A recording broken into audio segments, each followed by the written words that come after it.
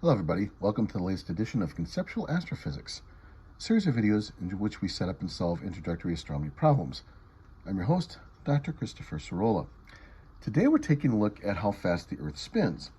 So, the Earth rotates on its axis once every 24 hours, more or less, and there's an interesting open question as to how fast you, say, at the surface of the Earth, are actually moving as the Earth spins.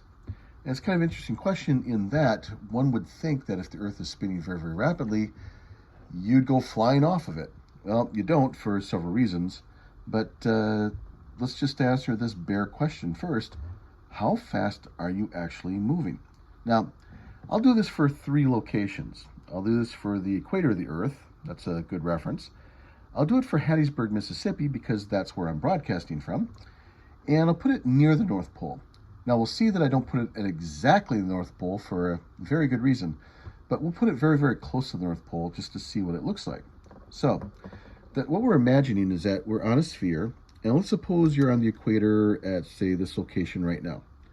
Now, as the hours go by and the Earth, say, rotates, it spins around, so imagine this represents a sphere in this picture, you, the person on the equator, will be flowing along in this sort of direction as the Earth rotates.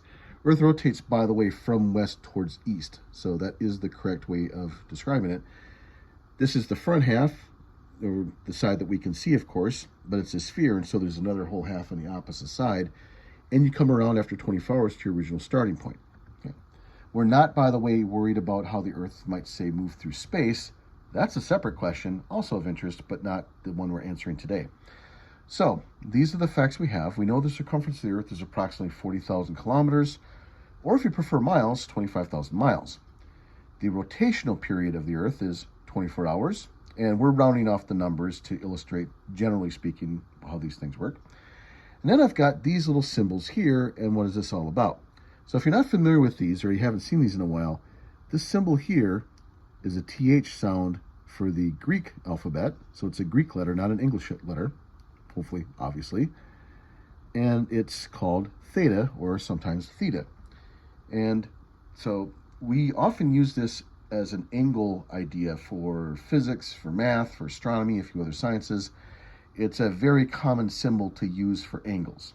So what kind of angles am I talking about? Well, let's imagine instead of the equator, you lived in, say, Hattiesburg. So let me represent that by putting a little H next to it. So there's Hattiesburg. And if I were to sketch, say, a line from the center of the Earth to Hattiesburg, like this, then this here would represent that angle. So there's the angle for Hattiesburg, like that, for example. Now, let's take a look at the equator first. We'll do that one first, but then we'll do Hattiesburg and this position is very, very close to the North Pole to see what it might look like. So, what is the speed then that you're traveling at if you're on, say, the equator? Well, at the equator, you're on the surface of the Earth, and the entire distance you travel is the full circumference of the Earth. Now, speed, in general terms, is just a distance that you travel, right, over the amount of time it takes you to do the traveling, right? That's the definition of an average speed. And the Earth does rotate at more or less an almost exact constant rate. Again, there's some extremely fine detail showing that it doesn't, but that's so tiny we're not going to worry about it here. So let's assume, and it's a very good assumption, that the Earth is spinning at a constant rate. So this distance is the circumference, and the time is our rotational period, which I'll call P for period. Now, I'm just going to leave the units as they are. They're good enough to play with already. So let's do this calculation for the 40,000 kilometers.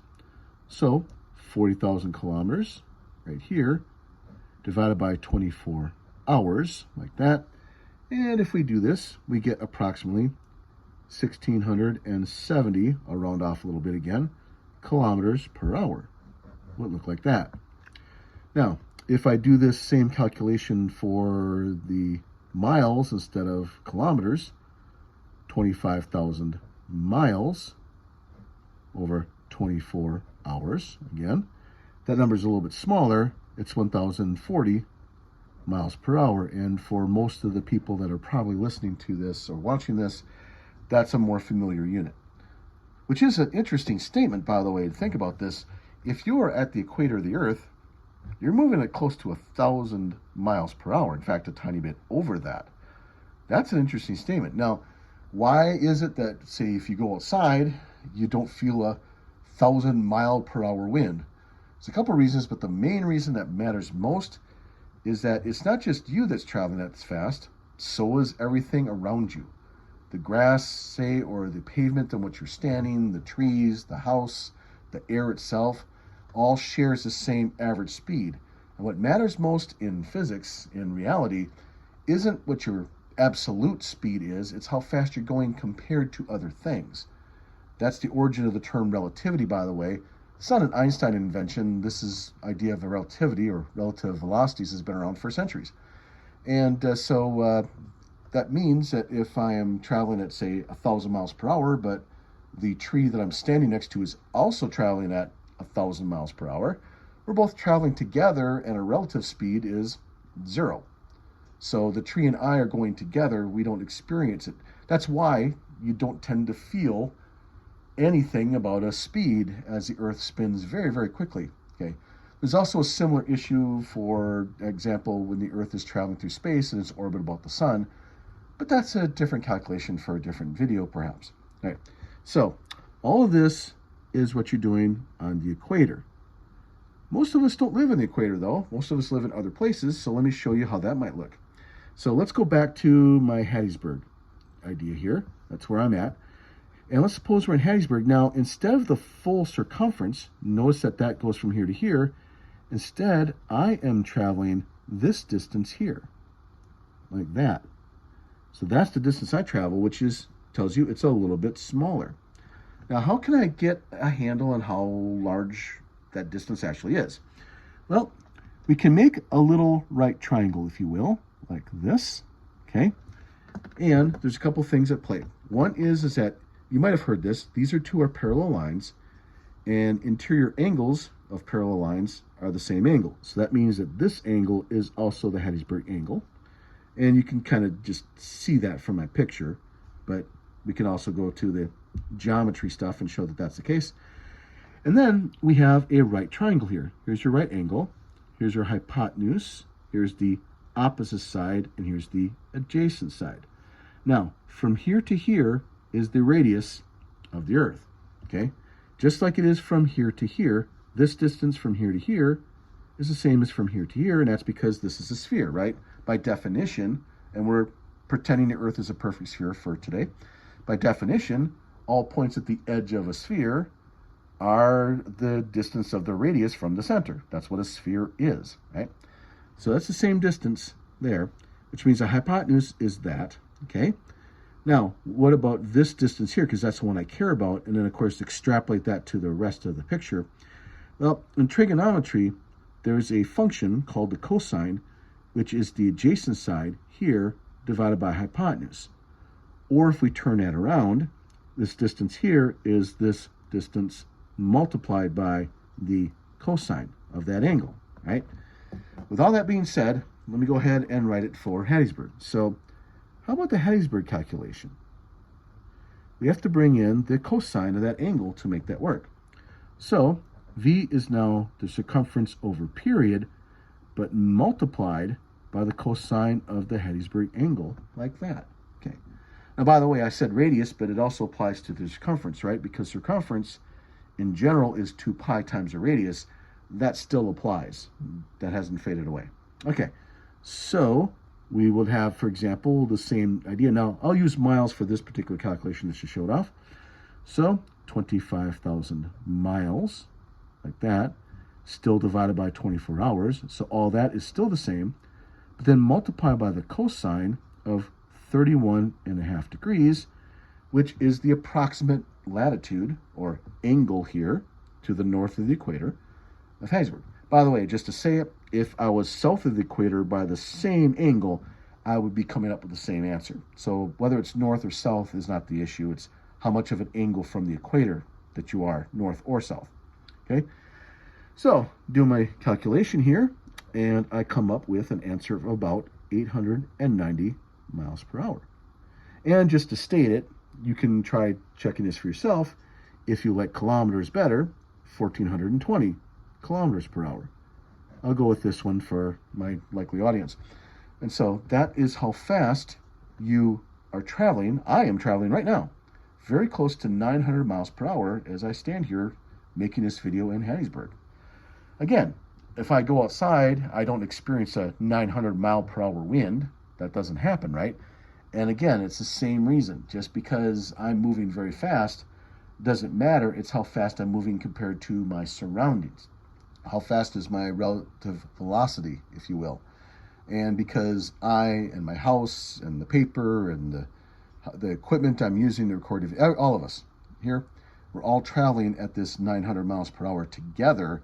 What matters is not how fast I'm traveling in some absolute sense. It's how fast and in which direction I'm traveling compared to my local surroundings. If you bother a physicist, by the way, they call this the quote-unquote frame of reference. Imagine you take a picture, a frame, if you will, and what are we referring to within that frame? Okay, so that's kind of the idea. All right, so one more thing I wanted to show off, and what about if we're at a very extreme angle? Suppose we go all the way up to 90 degrees, or very close to it, we go up to an angle of 89 degrees. So that'll be that angle. I'm sketching it just to give you an idea. I don't feel the need at the moment to bring out a protractor, but that's pretty close to what I need. So why not say 90 degrees?